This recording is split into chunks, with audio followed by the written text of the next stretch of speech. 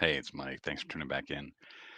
It's Sunday morning. It's early. I'm wearing yet another stupid shirt that I love that my kids gave me. First of all, pick up. This is the one I did a video on a few days ago. PSA 10 Tristan Casas, first Bowman auto. Uh, Thrilled to have this in my collection now.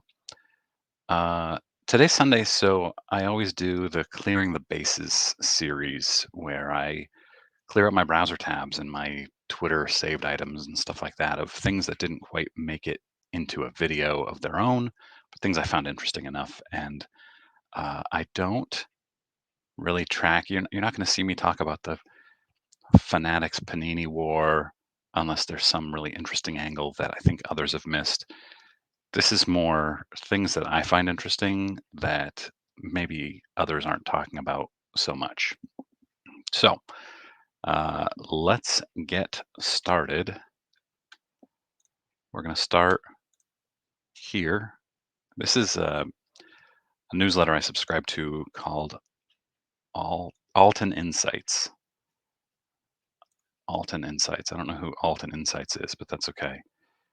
I found this interesting chart of the week. National Treasures rookie patch auto numbered to 99, BGS 8.5, and so they're very specific about what they're picking here. In 2022, Patrick Mahomes. His card went for what that looks like $90,000. Now it's going for about $25,000, and that's after he won his second MVP and second Super Bowl. Joe Burrow still has some future MVPs and Super Bowls priced into his card, somehow going for more than Mahomes at 30-ish thousand dollars, down from 55-ish, and Josh Allen going for maybe 15 or 20,000, down from maybe 35,000. I find the football card market to be stranger than baseball and basketball. That's okay. And then this, I can't believe I missed this. Well, I guess I can believe I missed it because I'm not in this market, although I would love to be. This 1958 Topps baseball 1 cent box sold for under $300 on eBay. When I was shopping for these, and I obviously didn't buy any of them, but when I was shopping for them in, I don't know, early 2022, this would have gone for much, much more than $300. So I'm surprised and pleased that the prices have come down so much because I would love to get some of these old boxes. I saw this collector's call out account impersonating Orioles legend to sell memorabilia. I guess this guy was like sending people messages on Instagram claiming to be uh, Gary Renicky, which is smart, right? You pick somebody that people aren't going to remember necessarily. Um, and then he's just scamming people. This was a Cal Ripken teammate and World Series champion. And yeah, so like this guy was about to send $1,000, but he called a friend, spoke with that friend, spoke with Gary and said, no, that guy's a fraud. He got one guy for $2,600, another guy for over 1,000. It's crazy. So that's that. I feel like we're in 2020 again. I'm seeing a lot of articles about sports card resurgence. I thought this title was poorly worded. Sports card trading industry sees resurgence in Tampa. Uh, yeah, I mean, sports cards are hot again, still hot, I guess. But then this next one, more than a piece of cardboard, inside the world of sports card collecting. And it talks about these 18 and 19-year-old boys that are flipping sports cards, and they make it seem so easy in these articles. And I just feel like it's a little um irresponsible, I guess, because you can't just go to a card show and buy 50 cards and then flip them all for profit. It takes a lot more knowledge than that. I couldn't. I don't do it. It's too hard. It's too much work. They're making it seem like it's so easy, and I know a lot of you do it very successfully, and I admire that. It's hard. And then here's another one. Tired of traditional investments? Sports card collecting can offer astounding returns. And has the story of this dentist who sold a Kevin Durant card that he had had for over a decade, uh, and he profited $20,000 or something like that. Uh, Indeed, the world of sports cards is becoming more profitable. If an investment was made in the U.S. S&P 500 index in 2008, the return on that investment would be approximately 175%. However, the returns from the PWCC 500 index, who knows what that is and what's in there and how reliable it is, which is based on the final auction prices of the top 500 popular sports cards. How often does that change? On the US sports card auction site are substantially higher, reaching a staggering 855% by 2022. They talk about this like this is a common thing. There was a boom in sports cards, and they're just encouraging people basically to go out and buy sports cards, and you'll get a staggering 855% return. It's not accurate. It's also not that easy. I mean, you have to pick the right guys. You have to know cards, pick the right cards. You have to know sports. It's just not that easy. Those of you who do it well and do it successfully, hats off to you guys. $1 million in sports cards and guns stolen from a late Cranston man's home. I think I actually covered this one last week. Yes, I did. Yeah, so let's move on because this one's old. Saw this one. This is a David Ortiz patch card, and I've covered this one once before, not this specific card, and I will continue showing these until they get old or I get sick of them. Authentic game used memorabilia. This is Topps. What is this? I don't know what series this is. I'm not sure, but authentic game used memorabilia, and it's from the 2013 World Series Game 4. I'm not a patch guy. I'm not a jersey guy. I'm not a relic guy, but this is pretty awesome. I love that they're bringing these in uh, and telling you specifically what game it's from. It's very cool. I'm trying to see if somebody in the comments said what they're from. No. Somebody let me know in comments. I know that logo, but I don't remember. Too many cards, too many brands, and then this is. I like to wait until auctions are done before I mention them, but this is just too amazing.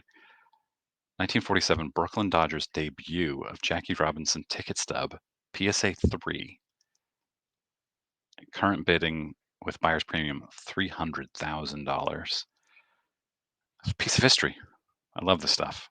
I'm really curious how they grade tickets, though. How PSA grades tickets. Like this is poorly torn, as they all are from back then. So is it just that you need to know? I don't know. And then another Heritage Auctions item, this 1917 Collins McCarthy Babe Ruth with a blank back, PSA 5 with buyer's premium $192,000, and it's still got another 3 days, I think. And then there's also a PSA 3 that's at 140,000 before buyer's premium. Pretty cool stuff. Grease man sentenced for sports card scam. Whoa, hello. What was this one? Convicted of wire fraud for selling sports cards that he never possessed or never intended to deliver. We've talked about this one on this show before too. He advertised sports cards that were highly valued, I think usually on Instagram, and then haggled on price and then sent empty boxes or cards of negligible value. In some cases, he stole sports cards by purchasing them from sellers and then later disputing the charges through his credit card company, revoking the payment. So he was sentenced to 27 months in prison and to pay restitution. So good. I love this story.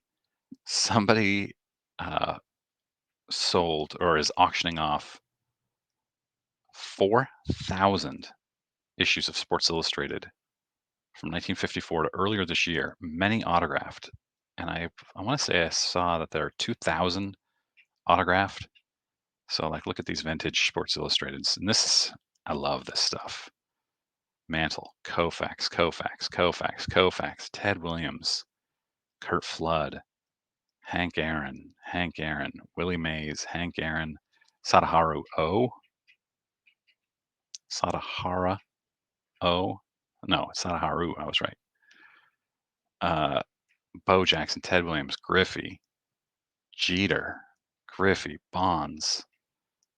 The consignor spent decades collecting SIs and chased down not only the national issues that were available everywhere, but 651 special and regional issues. Yeah, 2,154 autographed copies, including the very first issue, which is signed by, of course, Eddie Matthews. 21 SI covers signed by Muhammad Ali, 9 by Michael Jordan, 8 by Wayne Gretzky, 10 by Ted Williams, 4 by Mickey Mantle. Amazing. Roger Bannister. Look at this. I follow a guy on Instagram, goes by SI King. His name is Scott Smith, I think. And he has almost every Sports Illustrated signed ever. He's been doing it for decades. It's really cool. Collection carries a pre-sale estimate of $200,000 plus. Awesome. The Rob Report. This autographed Michael Jordan rookie card could fetch up to $500,000 at auction. This is a BGS 8.5 with a 9 on the autograph.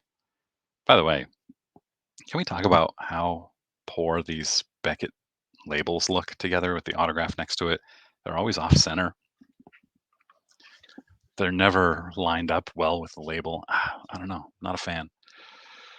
But there's the auto on the card. It's awesome. Oh yeah, and he numbered these. This is number 21 out of 23. So pretty cool. I think this is also Heritage Auctions. I do Heritage because oh wait, maybe I do Heritage because they're so good with yeah, it is Heritage. They're so good with social media and it's just really easy to grab stories. Oh yeah, we talked about this story a few weeks ago. The guy who bought the Michael Jordan rookie card with a fake signature. And it's a weird story. PWCC was selling it and they claimed it was PSA DNA certified autograph. But then he sent it off to PSA and PSA said, no, this is not a legit autograph. And after big uproar and some advocacy, PWCC has agreed to return his $34,000. Of course, they should have immediately. But yeah, good for Ed.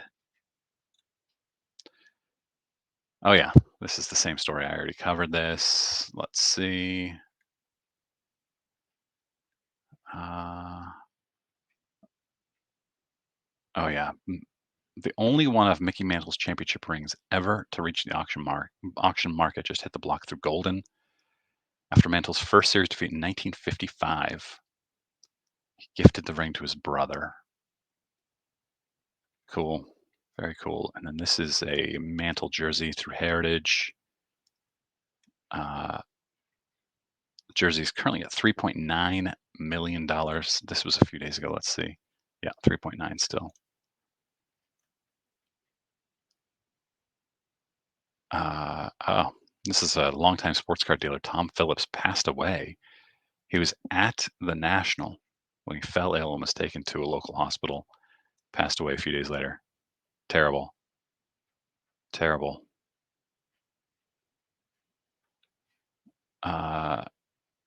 Yep. Fake Babe Ruth card leads to extended prison sentence for fraudster. Uh, Brian Kennert sentenced to 2.5 years in prison after selling a $43,000 worth of counterfeit cards. This is, yeah, I don't remember. There was a detail in here that I wanted to include in here, and now I've already forgotten.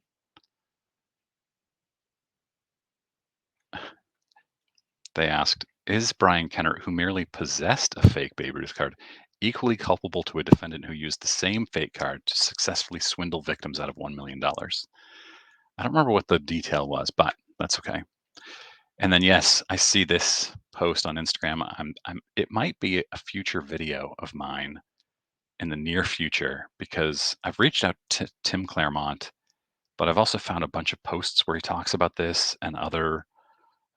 He has like 650 of these machines, and he seems like he's an expert of them. But yeah, there's a 52 mantle stuck in this machine. It's gotten wet over the years and is fused to the inside of the glass and the backing plate behind it. It's pretty cool. It's a cool story. So we'll see. I don't know if I'll get a video out of it. Tomorrow, I'm hoping to do a video on a subscriber who is a collector and continued collecting while deployed in the military. So it's a really cool story. Um, I hope you will check it out. And that's it. Thanks very much for watching, guys. Hope you have a great Sunday.